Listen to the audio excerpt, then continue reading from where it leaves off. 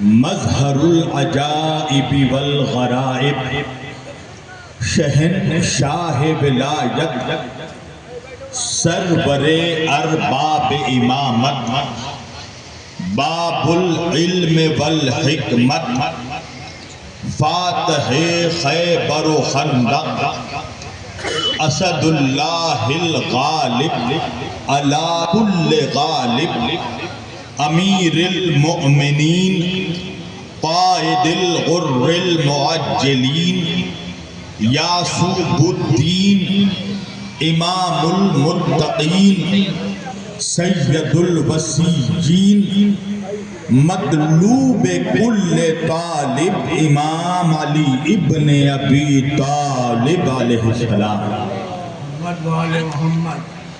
الصلاۃ والسلام والتحیۃ والاکرام علی سیدنا و نبینا و شفیعنا و طبیبنا و حبیبنا و کریمنا و امامنا و ملجانا و مغیثنا و اولنا و اوسطنا و آخرنا و کلنا حضور جناب ابو القاسم احمد مجتبی محمد مصطفیٰ صلی اللہ علیہ وآلہ وسلم وأہل بیتہ الطیبین الطاہرین المعصومین المظلومین المنتخبین المنتجبین الغر المیامین ولعنۃ اللہ علی اعدائہم اجمعین من یومنا ھذا الی قیام یوم الدین اما بعد فقط قال اللہ تعالی فی الفرقان الحمید والمحکم کتابہ المجید وقولہ الحق بسم اللہ الرحمن الرحیم ان اللہ مع الصابرین صدق اللہ المولانا العلی العظیم وبلغنا رسولہ النبی الامین الکریم وَنَحْنُ عَلَى ذَلِكَ لَمِنَ الشَّاهِدِينَ وَالشَّاكِرِينَ وَالْحَمْدُ لِلَّهِ رَبِّ الْعَالَمِينَ۔ آئیے اس سے قبل میں کچھ کہوں اور آپ کچھ سنیں۔ سب مل کر ایک مرتبہ نبی اور اہل بیت نبی کی بارگاہ میں بلند آواز سے درود پڑھیں۔ ہمارے جتنے سنی برادران اسلام یہاں پر شریک ہیں وہ بھی مل جل کر درود پڑھیں۔ اللہم صلی علی سیدنا نبینا شفیعنا مولانا محمد بارک وسلم صلو علیہ صلاۃ و سلام علیکہ یا رسول اللہ و اہل بیتک یا حبیب اللہ صلی اللہ علیہ وآلہ وسلم۔ عزیزان گرامی، یہ میری دوسری حاضری ہے سرزمین سیوان کے اس عظیم الشان جلسے میں حسین ڈے کے عنوان پر جو ہر سال منعقد سرزمین سیوان میں کیا جاتا ہے۔ میں کل رات کو ایک حسین ڈے کی محفل پونا مہاراشٹر سے پڑھ کر رات کو 1 بجے وہاں سے روانہ ہوا ہوں اور صبح 8:30 بجے پٹنہ پہنچا ہوں بنگلور سے ہوتا ہوا، اور سیوان سے یعنی پٹنہ سے بائی کار سیدھے آپ کے درمیان میں آ کر بیٹھ چکا تھا، مگر میں کچھ کر نہیں سکتا کہ مجھے بہت تاخیر سے وقت دیا گیا ہے، حالانکہ مجھے بیان بہت کچھ کرنا تھا۔ میں ایک نوکر ہوں در حسین کا، مگر مؤدبانہ طور پر کہتا ہوں کہ جب بھی کسی کو ذکر حسین پر بلائیں، چاہے کوئی ہو، جتنا بڑا توپ ہو، جتنا بڑا میزائل ہو، اسے یہ کہہ کر بلائیں کہ کم از کم امام حسین کی محفل میں اجلت کا مظاہرہ مت کرنا۔ کوئی کتنا بڑا منسٹر ہو، حسین کی چوکھٹ پر آ کر سب بونے ہو جاتے ہیں۔ سب نوکر ہیں یہاں پر، میں کچھ کر نہیں سکتا۔ مجھے 3:20 میں میری یہاں سے سیوان سے ٹرین ہے، میں آپ کے درمیان 20-25 منٹ سے زیادہ حائل نہیں رہ سکتا، مگر میں یہ بات میرے چونکہ دل کی بات تھی جو مجھے کہنی تھی. بہرحال مجھے اس بات کی خوشی ہے کہ ماشاءاللہ میرے یہاں پر برادران وطن بھی اور میرے اسلام کے دو بازو یعنی میرے شیعہ بھائی بھی اور سنی بھائی بھی یہاں موجود ہیں. اور میں ہمیشہ کہتا ہوں کہ چاہے مجلس حسین ہو اور محفل حسین ہو، محفل حسین میں آنے سے پہلے کوئی شیعہ تھا، محفل حسین میں آنے سے پہلے کوئی سنی تھا، مگر جب فرش حسین پر آ گیا تو اب نہ شیعہ رہا نہ سنی رہا، جو یہاں آیا وہ حسینی بن گیا.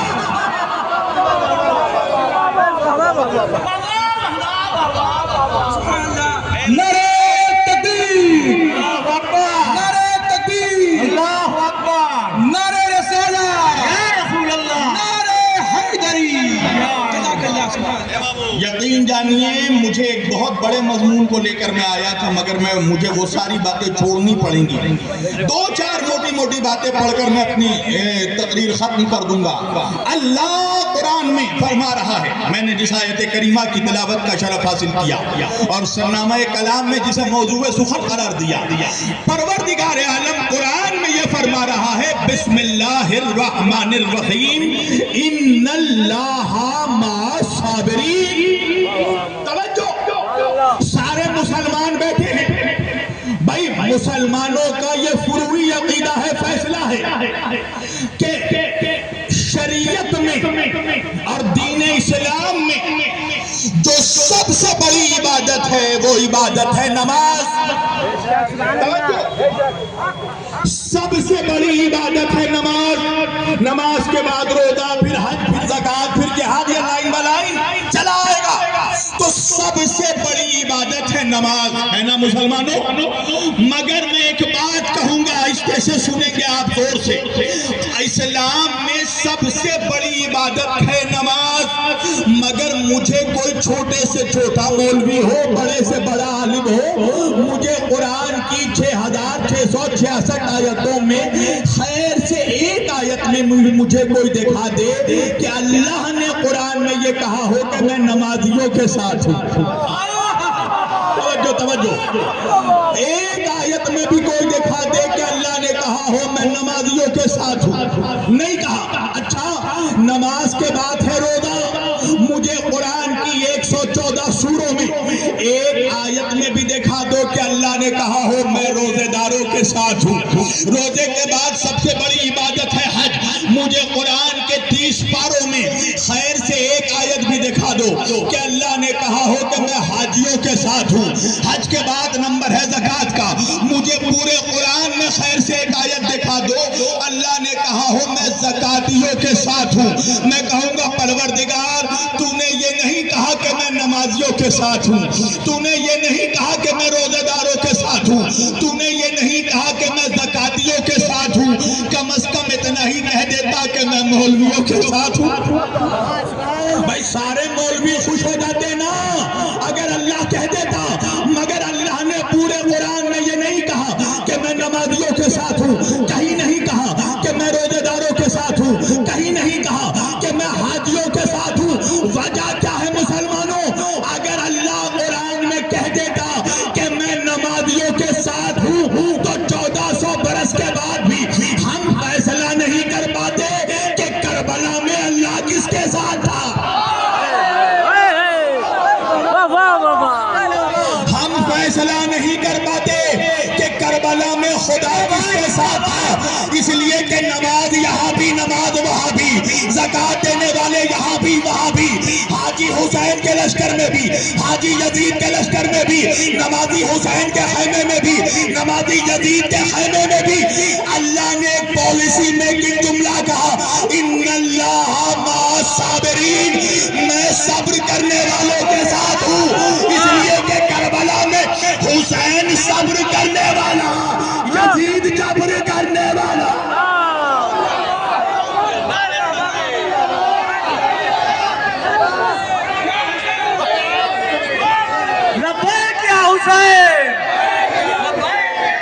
ذکر شہید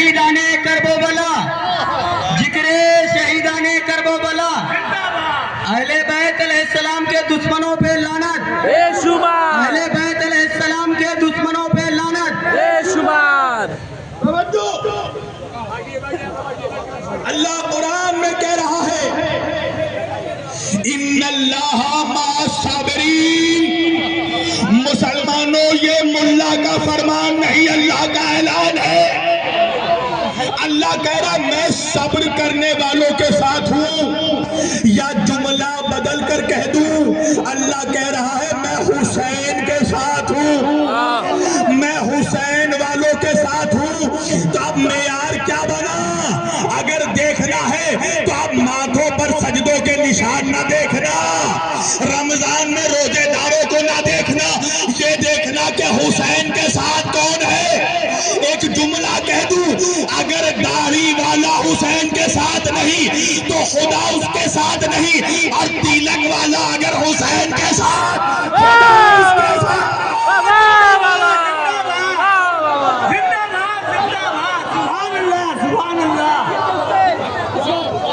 لبیک یا حسین، لبیک یا حسین، لبیک یا حسین. نعرہ تکبیر، نعرہ تکبیر، نعرہ رسالت، نعرہ رسالت، نعرہ حیدری، نعرہ حیدری. حسینیہ، حسینیہ، حسینیہ.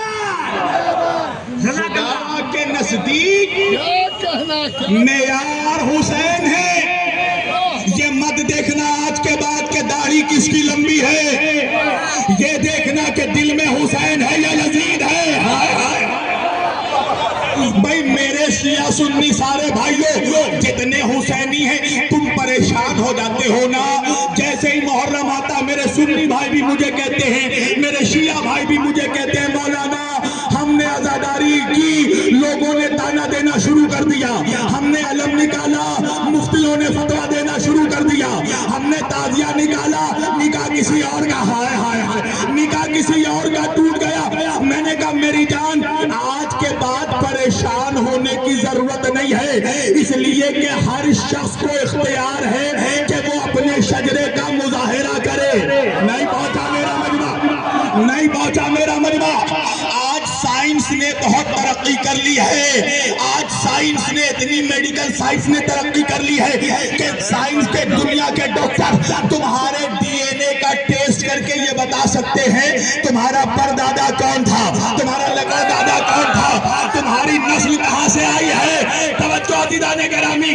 تو جتنے حسینیوں کا جو تعزیہ دار ہیں، جو عباس کا علم اٹھاتے ہیں، جو حسین کے نام پر سبیلے لگاتے ہیں، جو حسین کے نام پر کھچڑا بانٹتے ہیں، جتنے حسینی ہیں جب ان کا بلڈ گروپ ٹیسٹ ہوگا نا تو مجھے یقین ہے کسی کا شجرہ امام حسین سے ملے گا، کسی کا شجرہ حسین کے غلاموں سے ملے گا، کسی کا شجرہ حر سے ملے گا، کسی کا شجرہ حبیب سے ملے گا، کسی کا شجرہ مسلم ابن حسینہ سے ملے گا.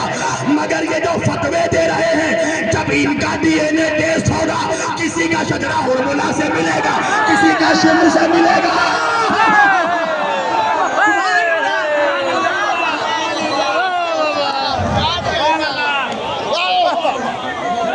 نعرہ تکبیر، نعرہ رسالت، نعرہ حیدری. ذرا زور سے بولیے حسینیہ، حسینیہ، حسینیہ. شبیر علی وارثی، شبیر علی وارثی. خدا کا نزدیک معیار حسین ہے. میرے بھائی نے پڑھا نا ابھی سجاد صاحب نے، حسین سے ہو سکے جو آگے، کسی میں وہ حوصلہ نہیں ہے،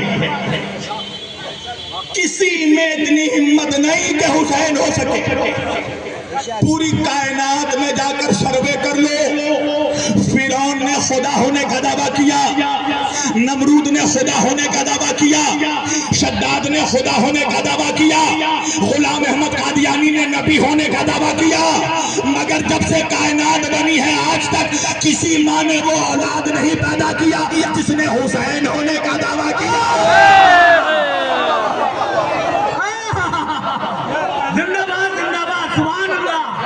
کسی نے کسی ماں نے وہ بیٹا کھڑا نہیں کیا.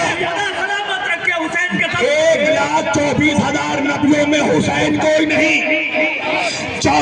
मासूमों की फहरिस्त उठा कर देख लो, मोहम्मद एक मोहम्मद मुस्तफा है, दूसरे मोहम्मद बाकर है, तीसरे मोहम्मद तकी है, चौथे हमारे इमाम जमाना है। अली को उठा कर देख लो, एक अली मुर्तजा है, एक अली इब्ने ज़ैनुल अली इब्ने हुसैन है, एक अली अली नबी है। मगर हसन देख लो, हसन एक हसन मुश्तबा, एक हसन अस्करी, मगर 14 में भी हुसैन दूसरा नहीं। क्या सच्चाई है? हक है, हक है, हक है। हुसैन दूसरा नहीं है, हुसैन दूसरा नहीं है।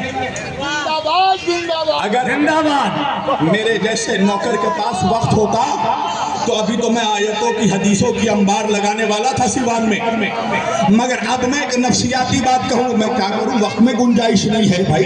ये 12 के बीच में जो 3 कांटे हैं ये किसी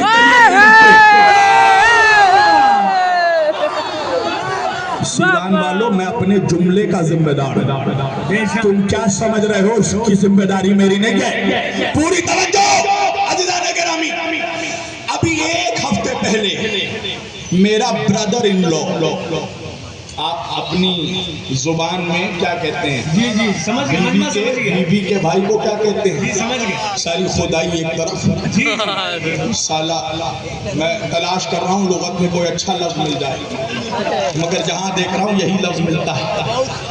तो मैं अपनी एक नफ्सियाती बात कर रहा हूँ। 1 हफ्ते पहले मेरा साला मलेशिया जा रहा है 2 साल के लिए, मैं खुद एयरपोर्ट गया उसको रुखसत करने। जब वो एयरपोर्ट के अंदर जाने लगा तो मेरे फादर इन लॉ यानी मेरे ससुर जवान बेटे को रुखसत कर रहे हैं। मैंने अपनी आंखों से देखा कि मेरे ससुर की हालत ये थी कि जब अपने जवान बेटे को रुखसत करने लगे तो उनके बदन हाथ कांप रहे थे। सुनना, पैर हाथ में थरथरी, होठ कांप रहे थे, आंखों से आंसू छलक रहा। 2 साल के लिए बेटा जा रहा है। कसम खुदा की जब ये मंजर मैंने देखा मेरा जहन करबला में चला गया। मेरे ससुर को यकीन है कि 2 साल के बाद मेरा बेटा वापस आएगा इंशाअल्लाह, मगर हुसैन का एक बेटा है अली अकबर। देखो मैं मसाइब से फदाइल निकाल रहा हूँ। अली अकबर कौन? वो बेटा कि जिसका चेहरा तुम्हारे रसूल के जैसा, मुसलमानों जिसका चेहरा तुम्हारे रसूल के जैसा। एक शख्स आया मौला हुसैन के पास, मौला हुसैन दुआ कीजिए खुदा से अल्लाह मुझे एक बेटा दे दे। मैंने सुना है बचपन में आपके नाना के बारगाह में एक शख्स आया था, राहिब, उसकी कोई औलाद नहीं थी। आपने अल्लाह से दुआ की, खुदा ने 7 बेटे दिए। मेरे लिए भी दुआ कर दीजिए कि खुदा मुझे भी एक चांद सा बेटा दे। इमाम ने दुआ की, दुआ खत्म मुकम्मल हो गई, मगर वो शख्स नहीं उठा। इमाम ने कहा उठता क्यों नहीं? का इमाम दुआ अभी बाकी है। क्या दुआ? का मुझे बेटा तो चाहिए मगर बेटा आपके अकबर जैसा। हुसैन की आंखों से आंसू छलक पड़े।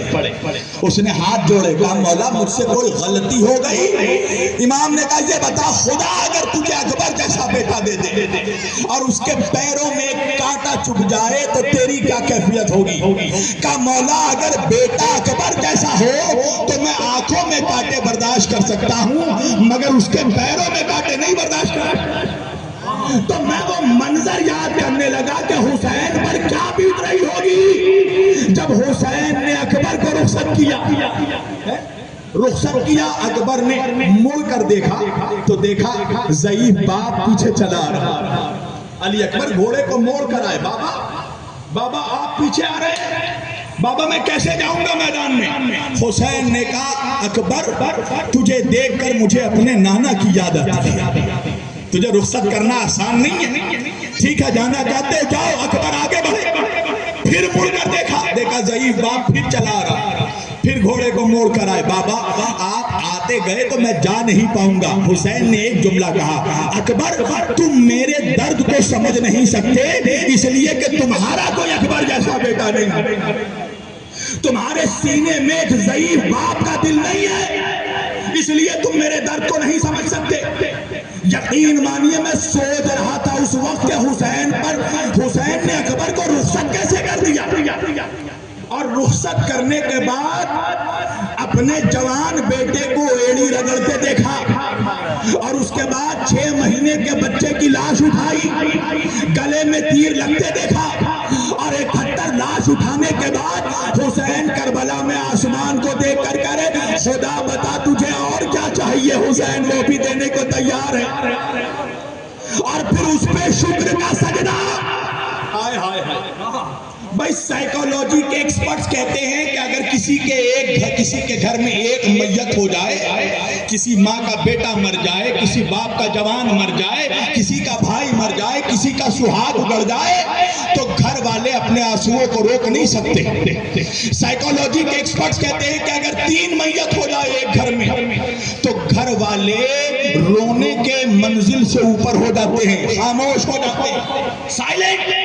اور سائیکالوجی کے ایکسپرٹس کہتے ہیں کہ اگر کسی کے گھر میں ایک دن میں 7 جنازے اٹھ جائیں تو گھر والے اپنا مینٹل بیلنس کھو دیتے ہیں، دماغی توازن ان کا خراب ہو جاتا ہے۔ میرا سلام ہو حسین کے حوصلے پر، 71 لاش اٹھانے کے بعد شکر کا سجدہ، زخموں پہ زخم کھا کر شکر کا سجدہ، تیروں پہ تیر کھا کر شکر کا سجدہ، نیزوں پہ نیزے کھا کر شکر کا سجدہ۔ تو جب ایسا سجدہ کرنے والا ہوتا ہے تو اللہ بھی کربلا میں آواز دیتا ہے، یا ایتھا النفس المطمئنہ، اے نفس مطمئنہ لوٹ آ، مر جا نہیں، ماتا نہیں، لوٹ آ، ارجعی، لوٹ آ الی ربک راضیۃ مرضیہ، تیرا رب تو تجھ سے راضی ہے، حسین تو بھی مجھ سے راضی ہو۔ اب ان جملے یہ قرآنی جملے ہیں، یہ بیان نہیں ہے، قرآن ہے، قرآن۔ اللہ کہہ رہا حسین تو مجھ سے راضی ہو، نہیں پہنچا۔ سارے مسلمانوں کے عبادتوں کا مرکز محور مصدر کیا ہے؟ ایک نمازی سے میں نے پوچھا نماز کس لیے پڑھ رہے ہو؟ کیا مولانا اس لیے کہ اللہ راضی ہو جائے۔ روزے داروں سے پوچھا روزہ کس لیے رکھتے ہو؟ کیا اللہ راضی ہو جائے۔ حاجیوں سے پوچھا حج کس لیے جاتے ہو؟ کیا اللہ راضی ہو جائے۔ زکوٰۃ دینے والوں سے کہا زکوٰۃ کیوں نکالا؟ کیا اللہ راضی ہو جائے۔ طواف کرنے والوں سے کہا طواف کیوں کیا؟ کیا اللہ راضی ہو جائے۔ مبلغوں سے کہا تبلیغ کیوں کر رہے ہو؟ کیا اللہ راضی ہو جائے۔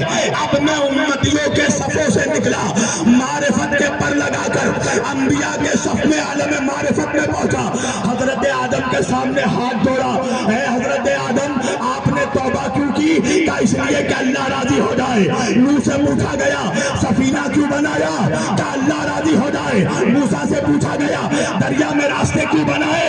اللہ راضی ہو جائے۔ عیسیٰ سے پوچھا گیا مردے کو جلایا کیوں؟ کیا اللہ راضی ہو جائے۔ یونس سے پوچھا بطن ماہی میں تسبیح کیوں پڑھ رہے ہو؟ کیا اللہ راضی ہو جائے۔ ابراہیم سے پوچھا گیا آتش نمرود میں عبادت کیوں کر رہے ہو؟ اللہ راضی ہو جائے۔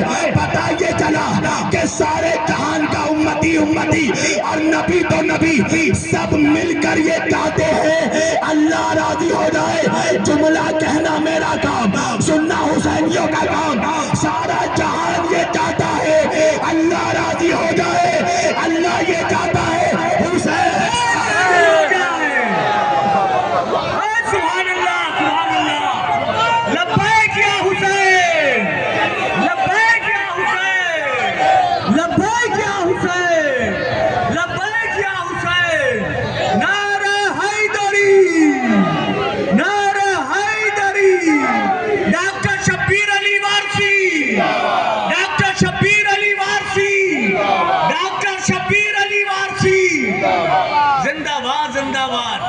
پوری کائنات جس کو راضی کرنا چاہے وہ خدا۔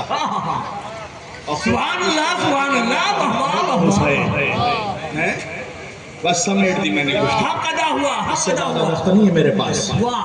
سارے جہان میں حسین وہ اکیلی شخصیت ہے جس کے بارگاہ میں آنے کے لیے کسی فرقے کی قید نہیں ہے،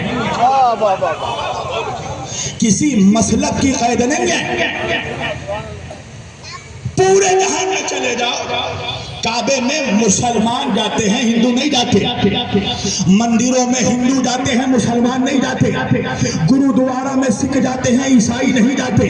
کلیساؤں میں عیسائی جاتے ہیں، یہودی نہیں جاتے۔ یہ اکیلا حسین کی فرش ادا ہے جہاں ہندو بھی آتا ہے، جہاں مسلمان بھی آتا ہے، جہاں سکھ بھی آتا ہے، جہاں عیسائی بھی آتا ہے، بلا تفریق مذہب و ملل و اقوام و ادیان و تحریکات ہر انسان اس چوکھٹ پر آتا ہے۔ ہر کوئی یہ کہہ رہا حسین میرا، حسین میرا۔ حالانکہ میرے پاس اس وقت بہت ساری مثالیں ہیں۔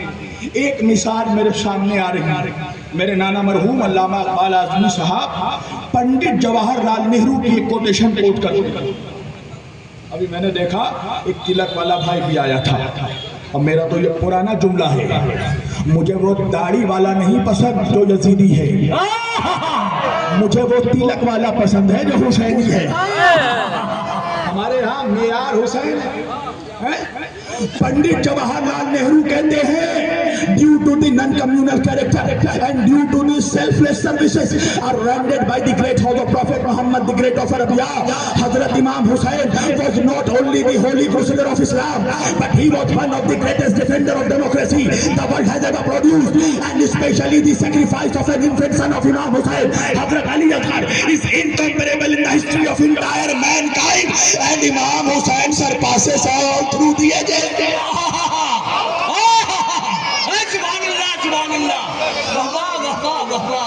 پنڈت جواہر لال نہرو ہندوستان کا پہلا Pradhan Mantri, prime minister, atheist تھے، یاد رکھیے گا ناستک تھے۔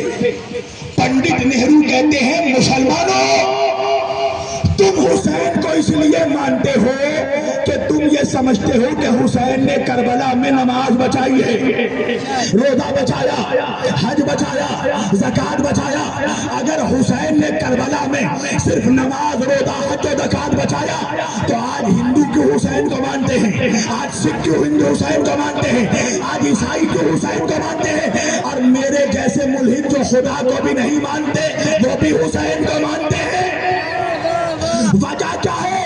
پنڈت نہرو کہتے ہیں امام حسین was not only the holy crusader of Islam، حسین نے کربلا میں اسلام کو نہیں بچایا، he was one of the greatest defender of democracy، حسین نے کربلا میں انسانیت کو بچایا، جمہوریت کو بچایا۔